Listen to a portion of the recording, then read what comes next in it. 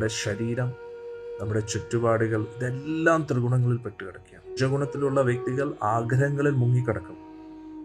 ഇന്ന് എനിക്ക് എത്ര കിട്ടി, ഇന്ന് എനിക്ക് എത്ര നഷ്ടപ്പെട്ടു. തമോഗുണത്തിലുള്ള വ്യക്തികൾ പാപകർമ്മങ്ങളിൽ ഏർപ്പെട്ട് അതിൽ മഗ്നമായിട്ടിരിക്കുന്നുണ്ട്. അവർക്കും സമാധാനം കിട്ടത്തില്ല. അവരുടെ ജീവിതം അന്ധകാരത്തിലായിരിക്കും. പക്ഷെ സത്വഗുണത്തിൽ ഇരിക്കുന്ന വ്യക്തികൾ മുക്താവസ്ഥയിൽ എത്തിയില്ലെങ്കിലും അവർക്ക് സമാധാനം കാണും. അതാണ് സത്സംഗം എന്ന്. ഏതൊരു കാര്യം തുടക്കമിടണമെങ്കിലും രജോഗുണം വേണം. രജോഗുണം എന്ന് പറഞ്ഞ ഒരു പാഷൻ, ഒരു എക്സൈറ്റ്മെന്റ്, വളരെ തീവ്രമായിട്ടുള്ള ഒരു ആഗ്രഹം ഉണ്ടെങ്കിലേ ഏതൊരു വ്യക്തിക്കും ഏതൊരു കാര്യവും ചെയ്യാൻ പറ്റും. സംരംഭം നിർത്തണമെങ്കിൽ വളരെ എളുപ്പമാണ്, ചെയ്യാതിരുന്നാൽ പോരെ, അല്ലേ? മടി പിടിച്ച് അതിനെ നശിപ്പിക്കാൻ പറ്റും. തുടങ്ങാൻ എളുപ്പമാണ്, മുടക്കാനും എളുപ്പമാണ്.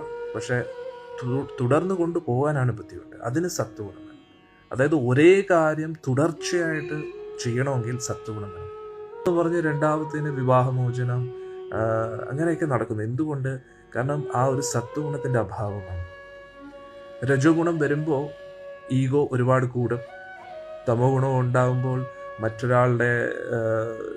മറ്റൊരാൾക്ക് വേദനിക്കും.